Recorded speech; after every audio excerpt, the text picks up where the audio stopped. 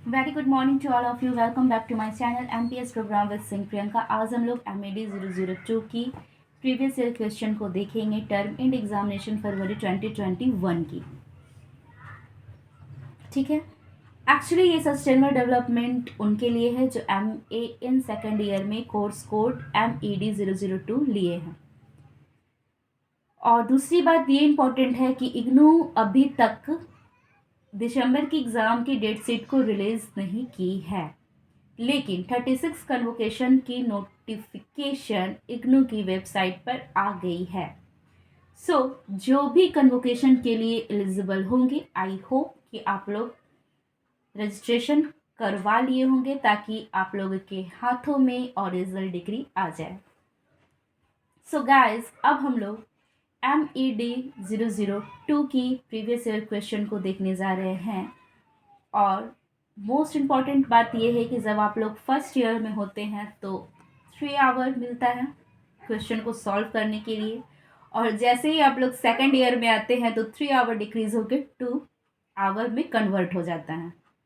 और जब 2 आवर में कन्वर्ट होता है तो क्वेश्चन भी काफ़ी बढ़ जाता है, इसलिए time management is most important thing है कि आप लोग टाइम मैनेजमेंट को ध्यान में रखकर क्वेश्चन को सॉल्व करें, क्योंकि इतना इसमें 1 2 3 सेक्शन वाइज को डिवाइड कर दिया गया है कि सारा क्वेश्चन को सॉल्व करना पॉसिबल होता नहीं है। अगर टाइम को आप लोग ध्यान में रख के बनाइएगा तो आई होप कि आप लोग सभी बना लेंगे सारे क्वेश्चन को सॉल्व कर लेंगे।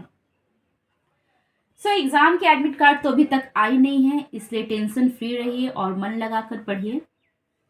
क्वेश्चन को अब हम लोग देखने जा रहे हैं वन बाय वन कि क्या क्या पूछा गया है MED 002 में। सतत विकास और चुनौतियां, sustainable development issue and challenges की फर्स्ट क्वेश्चन को हम लोग देखने जा रहे हैं। फर्स्ट क्वेश्चन है A यानी कि क।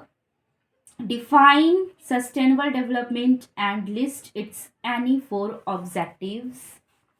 सतत विकास की परिभाषा लिखिए तथा उसके किन्हीं 4 उद्देश्यों की सूची बनाइए।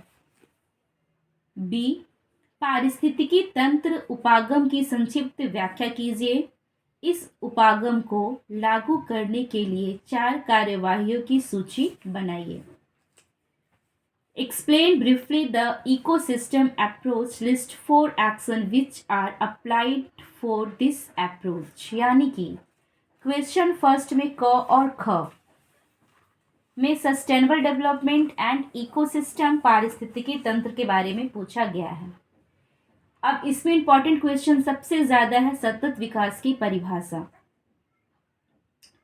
जो काफी ज्यादा एग्जाम में पूछा जाता है। आप लोग जोन की भी प्रीवियस ईयर क्वेश्चन को देखेंगे तो ये सस्टेनेबल डेवलपमेंट जो है ये हमेशा इसकी परिभाषा को पूछा गया है, इसके 4 उद्देश्यों को पूछा गया है, ये क्वेश्चन को हमेशा पूछता है।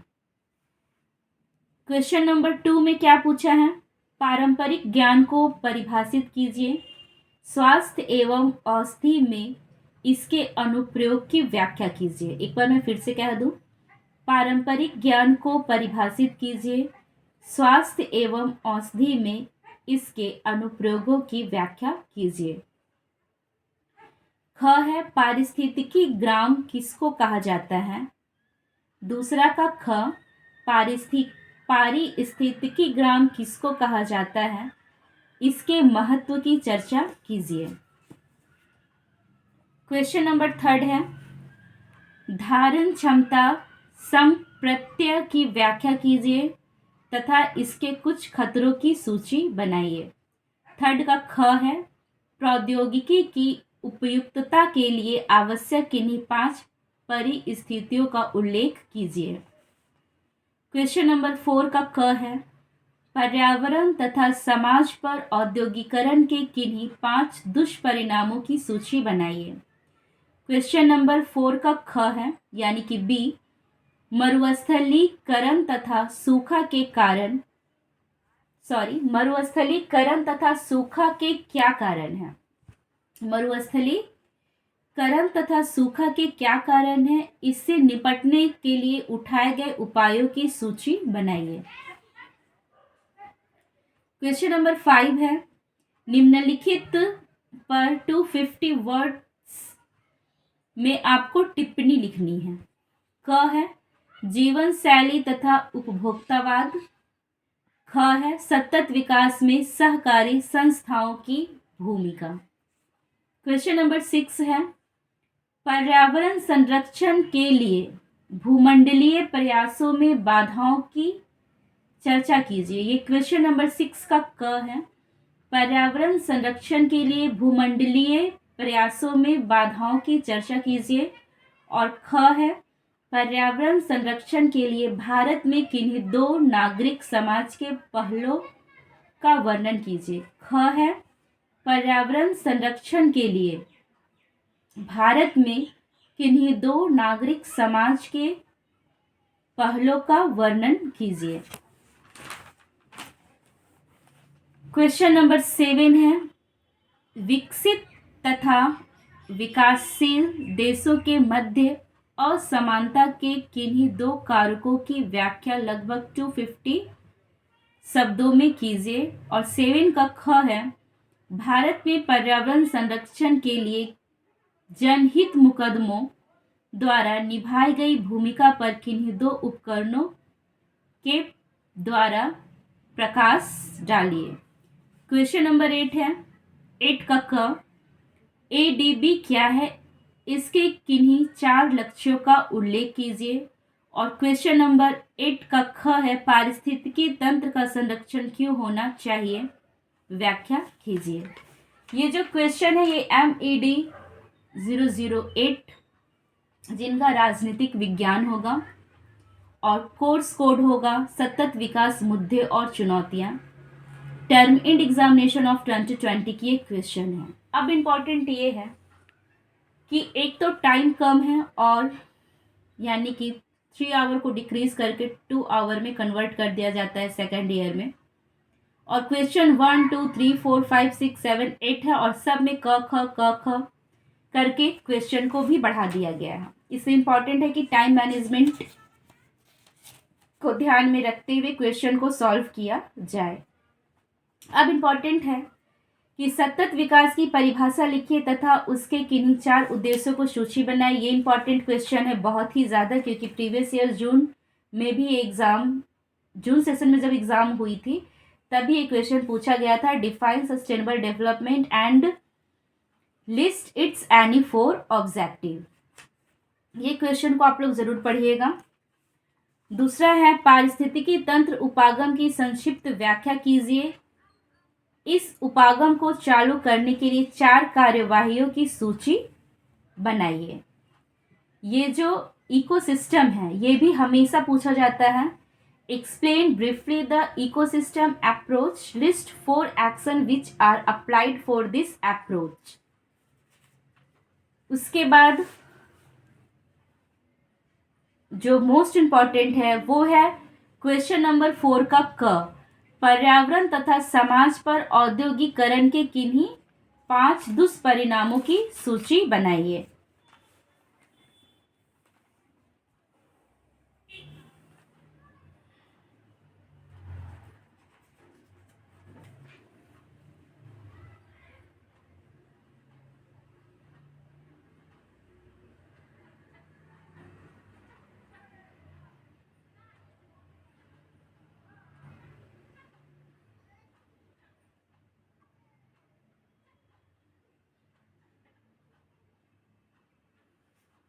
देखिए, क्वेश्चन नंबर सतत विकास की परिभाषा लिखिए तथा इसके किन्हीं 4 उद्देश्यों की सूची बनाइए। पहला का क ये मोस्ट इम्पॉर्टेंट है। उसी का ख है ये, पारिस्थितिकी तंत्र उपागम की संक्षिप्त व्याख्या कीजिए और इस उपागम को लागू करने के लिए 4 कार्यवाहियों की सूची बनाइए। ये 2 क्वेश्चन काफ़ी इम्पॉर्टेंट है। और एक क्वेश्चन नंबर 4 का क है, पर्यावरण तथा समाज पर औद्योगिकरण के किन्हीं 5 दुष्परिणामों की सूची बनाइए। ये भी क्वेश्चन काफ़ी इम्पॉर्टेंट है। List any 5 harmful consequence of industrialisation on environment and society. Question number 4 का क इम्पॉर्टेंट है। और क्वेश्चन नंबर 5 में आप लोगों को एक संक्षिप्त टिप्पणियां लिखना है, जैसे कि जीवन शैली तथा उपभोक्तावाद, सतत विकास में सहकारी संस्थाओं की भूमिका, पर्यावरण संरक्षण के लिए भूमंडलीय प्रयासों में बाधाओं की चर्चा। ये 6 का जो क है, ठीक है, ये काफी इम्पोर्टेंट है।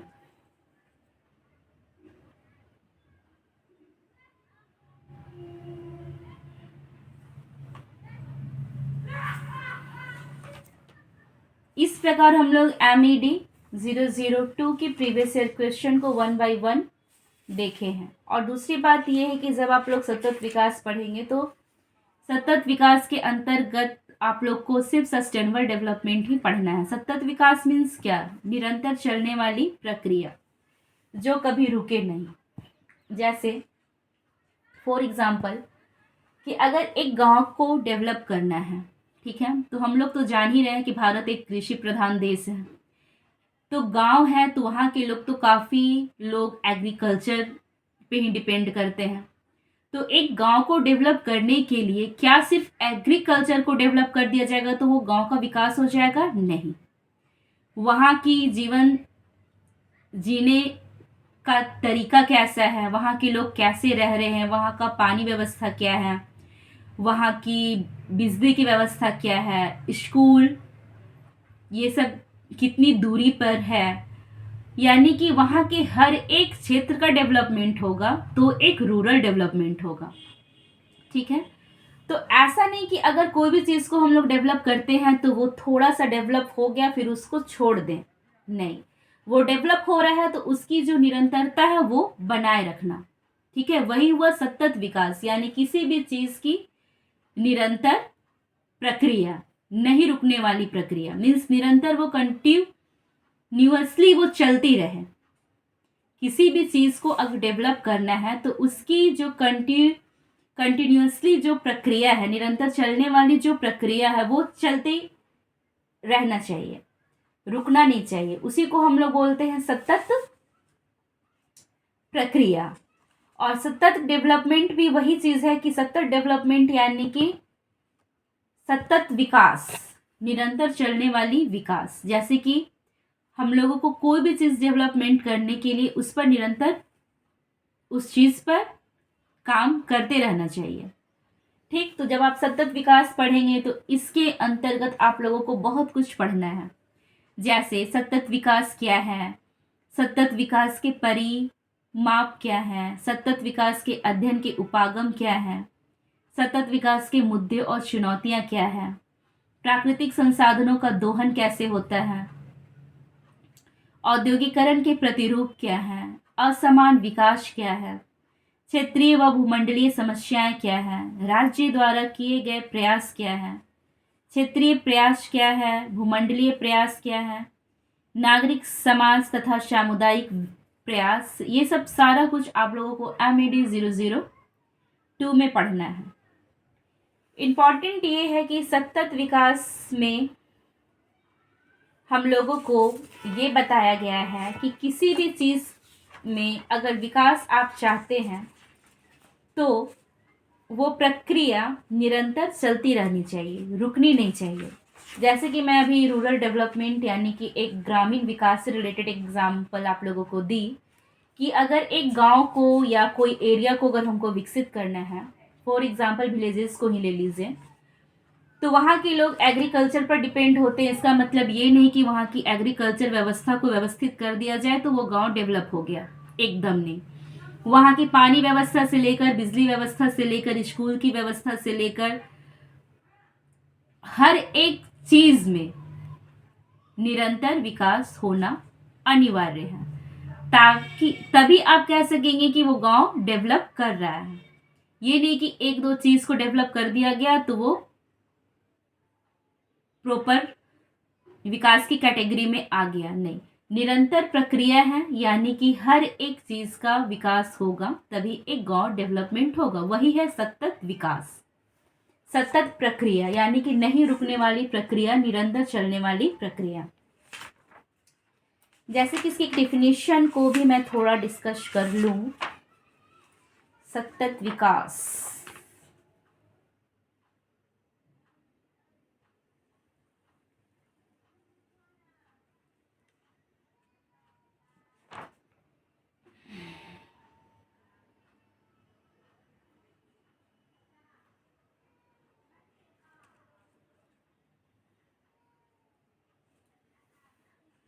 सतत विकास एक बहुआयामी अवधारणा है। सतत विकास जो है ये एक बहुआयामी अवधारणा है। सतत विकास सामाजिक आर्थिक विकास की प्रक्रिया है जिसमें पृथ्वी की ग्रहण क्षमता की सीमाओं के अंदर विकास की बात की जाती है। यह अवधारणा 1960 के दशक में तब विकसित हुई थी जब लोग औद्योगिकरण के पर्यावरण पर हानिकारक प्रभाव से अवगत हुए। जैसे कि जब औद्योगिकरण 1960 यानी कि 1960 के दशक में जब बड़े बड़े औद्योगिकरण स्टैब्लिश्ड हो रहा था, तब क्या हो रहा था? तब अगर बड़े बड़े औद्योगिकरण यानी कि उद्योग को, कल कारखाने को विकसित करने के लिए पेड़ पौधे को अंधाधुंध कटाई हो रही थी। ठीक, इससे क्या हो रहा था? इससे हमारा पर्यावरण को नुकसान पहुंच रहा था। तो जाहिर सी बात है कि उसी टाइम जो हानि पर्यावरण को जो हानिकारक प्रभाव मिल रही थी, विषैली गैस, जहरीली पानी, जो सब कुछ वातावरण जो प्रदूषित हो रहा था, उसी समय सतत विकास की अवधारणा विकसित हुई। कब हुई थी? 1960 में। ठीक है। सतत विकास का उद्भव प्राकृतिक संसाधनों की समाप्ति तथा उसके कारण आर्थिक क्रियाओं तथा उत्पादन प्रणालियों के धीमे होने अथवा उनके बंद होने के भय से हुआ है। सतत विकास में एक चीज इंपॉर्टेंट है कि अगर हम लोग कोई भी रिसोर्सेज का यूज करते हैं तो हम लोगों को ये चीज ध्यान में होनी चाहिए कि अगर हम यूज कर रहे हैं तो हमारी आने वाली पीढ़ी भी वो चीज को यूज करे। ठीक है, क्योंकि सतत विकास के अंतर्गत आप लोगों को सतत विकास का उद्देश्य काफी कुछ पढ़ना है। तो ये सारा टॉपिक काफी बड़ा हो जाएगा, यानी कि टॉपिक वाइज जब डिस्कस करेंगे तो अच्छा रहेगा। इम्पॉर्टेंट ये है कि सतत विकास की आज हम लोग प्रीवियस ईयर क्वेश्चन को देखे हैं, और जो भी क्वेश्चन को देखे हैं मैं डिस्क्रिप्शन में डाल दूंगी ये क्वेश्चन पेपर को। आप लोग देखिए और पढ़िए। आई होप कि ये वीडियो आप लोगों को अच्छी लगी हो। और सतत विकास क्या है और सतत विकास की क्या उद्देश्य है, इसको मैं इस क्वेश्चन को भी अच्छे से नेक्स्ट वीडियो में चर्चा करूंगी। सो आई होप ये वीडियो आप लोगों को अच्छी लगी हो। Thank you. देखते रहिए और मन लगाकर पढ़िए। और मोस्ट इम्पॉर्टेंट ये है कि दिसंबर की एग्ज़ाम की कोई डेट शीट रिलीज़ नहीं हुई है अब तक, इसलिए टाइम काफ़ी है। आप लोग टाइम को अच्छे से मैनेजमेंट करके सारे क्वेश्चन को, प्रीवियस ईयर क्वेश्चन को देखिए, पढ़िए और लिखिए इसलिए क्योंकि लिखने की स्पीड आप लोगों की बढ़ेगी। दूसरी बात कि अभी कन्वोकेशन से रिलेटेड यानी कि 36 कन्वोकेशन में जो भी एलिजिबल होंगे वो कैंडिडेट अप्लाई कर सकते हैं, क्योंकि कन्वोकेशन से रिलेटेड नोटिफिकेशन ignou.ac.in की वेबसाइट पर आ गई है। बट एग्ज़ाम की डेट शीट अभी रिलीज़ नहीं की गई है। इसलिए इम्पॉर्टेंट है कि एग्ज़ाम की डेट शीट रिलीज़ नहीं की गई है तो डेट टाइम है, तो सारे क्वेश्चन को अच्छे से पढ़ लिया जाए और समझ लिया जाए। Thank you.